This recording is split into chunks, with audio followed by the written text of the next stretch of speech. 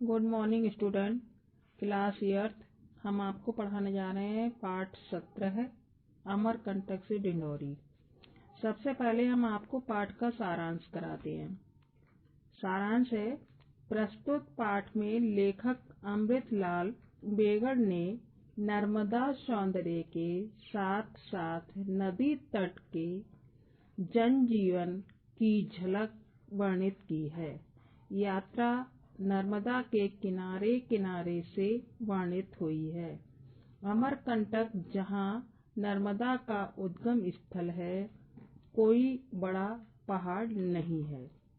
लेखक जाते समय इस पर पगडंडी से केवल 2 घंटे में ही चढ़ गए। यहाँ कपिल धारा के सामने गहरी घाटी में नर्मदा बहती है। लेखक नर्मदा के किनारे किनारे बिना पगडंडी के नीचे उतरे। तीसरे पहर घाटी चौड़ी हो गई, मैदान आ गया। नर्मदा को मेकलसुता भी कहा जाता है, क्योंकि अमरकंटक का नाम मेकल भी है। पगडंडी मिल जाने पर शाम तक पकरीसोड़ो पहुँचे। दूसरे दिन पदयात्रा करते किरंगी गांव आ गए। एक ग्रामीण के घर ठहर कर अखंड कीर्तन और आम के पेड़ के विवाह में शामिल हुए। कारका भट्टा में गोपी कोटबार के घर रहे। यहाँ एक शादी में दूल्हा दुल्हन के पैर पूजे जा रहे थे। यहाँ से आगे चलने पर नर्मदा का एक प्रपात कोठी घुंघरा मिला। अगला पड़ाव था बंजर टोली। इसके सिवनी संगम पर सिवनी नदी नर्मदा से मिलती है। बैसाखी पूर्णिमा के दिन खूब बारातें देखने को मिली। मैदान में पगडंडी की परवाह किए बिना नर्मदा के किनारे किनारे चलना आसान था। पत्थरकुचा तक पहुँचते पहुँचते वर्षा हो गई और कीचड़ होने से रात में रुकना पड़ा। दूसरे दिन लिखनी गांव में पहुँचे, जहाँ एक वृद्धा ने भोजन पानी से सेवा की। अगला पड़ाव मझिया खार था और इसके बाद गोमती संगम और लक्ष्मण मड़वा। दोपहर होने पर डिंडोरी पहुँचे, जो एक बड़ा कस्बा है। यहाँ नर्मदा पार करने वाले ग्रामीणों का क्रम चलता रहता है। लोग नर्मदा मैया की जय बोलकर सावधानी पूर्वक तेज प्रवाह में मुख्य धारा से पार होते हैं। यह दृश्य बहुत रोमांचकारी होता है। 3 दिन तक यहाँ मगन रहकर अमरकंटक से डिंडोरी तक की आसान यात्रा पूरी की। इसमें आधे दिन का पहाड़, 1 दिन का जंगल और कुछ दिनों का संकरे मैदान का भ्रमण शामिल था। अब विचार और कल्पना। इसमें पहला प्रश्न है, नर्मदा नदी का उद्गम स्थान अमरकंटक है। हिमालय पर्वत से हमारे देश की अनेक नदियां निकलती हैं। नीचे दी गई नदियों के नाम से उनके उद्गम स्थल का मिलान कीजिए। और देखिए उत्तर में है इसका, नदियां और उद्गम स्थल दोनों पड़े हुए हैं, ध्यान से देखना। गंगा का गंगोत्री, यमुना का यमुनोत्री, सतलज का शेषनाग झील, झेलम का राकसताल। ठीक है। इसमें आपको दूसरा प्रश्न जो है वो आपको स्वयं करना है, क्योंकि इसमें करने के लिए कुछ है नहीं। ठीक है। अब हम आपको पाठ से प्रश्न जो दिए हैं उनके उत्तर कराते हैं। ठीक है। तो इसमें पहला प्रश्न है, नर्मदा कुंड से आगे की यात्रा को लेखक ने नया अध्याय क्यों कहा है?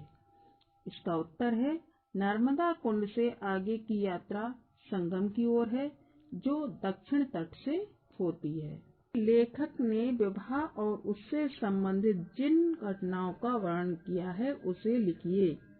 उत्तर है इसका विवाह में दूल्हा दुल्हन के पैर पूजे जाते हैं, 4 भांबड़ें लड़की के घर पड़ती हैं, 3 लड़के के घर। अगला प्रश्न है लिखनी गांव में पहुंचने पर लेखक न चाहने पर भी रोटी क्यों खा लेता है? इसका उत्तर है लिखनी गांव में पहुंचने पर लेखक बुढ़िया के प्यार दुलार से प्रभावित हो गया और चेहरे पर तृप्ति के भाव से न चाहने पर भी रोटी खा लेता है।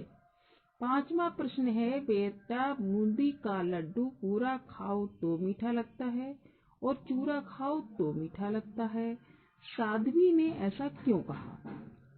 इसका उत्तर है साध्वी ने ऐसा इसलिए कहा कि यदि पूरी परिक्रमा एक साथ करने का समय नहीं हो तो थोड़ी थोड़ी परिक्रमा छुट्टियों में करने पर भी सिद्धि मिल जाती है। प्रश्न नंबर 6 यात्रा व्रत में आए सभी गांवों व स्थानों की सूची बनाइए। उत्तर है इसका अमरकंटक,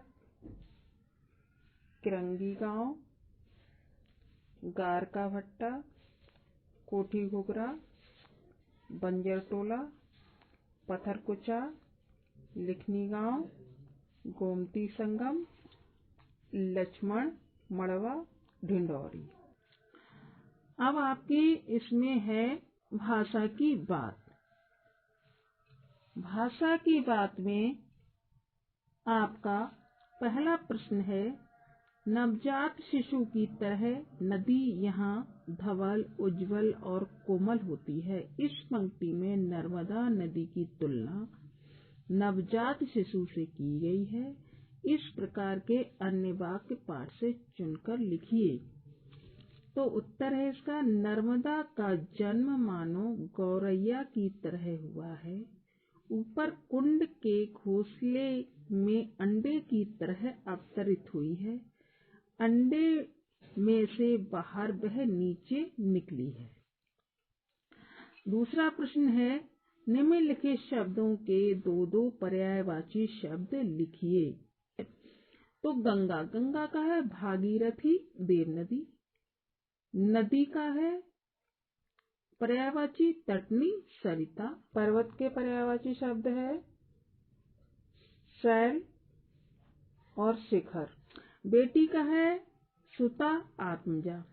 ठीक है। तीसरा प्रश्न है इसमें गिरते पड़ते उठते उतरते चप्पा चप्पा आगे बढ़ रहे थे। इस वाक्य में 3 प्रकार के शब्द युग्मों का प्रयोग हुआ है। नीचे लिखे शब्द युग्मों का अपने वाक्यों में प्रयोग कीजिए। अब देखिए उत्तर है इसका इक्का दुक्का। इसका वाक्य प्रयोग होगा रास्ता खतरनाक होने के कारण इक्का दुक्का आदमी ही यहाँ से गुजरता है।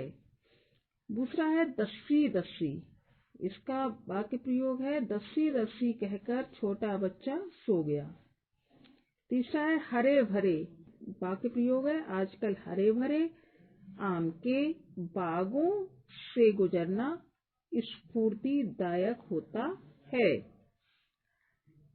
अगला है आमने सामने, इसका वाक्य प्रयोग है फाइनल मैच में दोनों टीमें आमने सामने होंगी।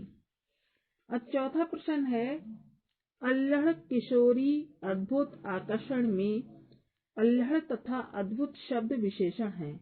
पाठ में आए 5 विशेषण और विशेष शब्द छांटकर लिखिए। अब देखिए विशेषण भी है और विशेष भी है। तो नवजात का विशेष है शिशु और सुनसान इसका है घाटी, तनबंगी इसका है नर्मदा, सूखे खेतों श्रीहीन का धरती। ये पाठ पूरा आप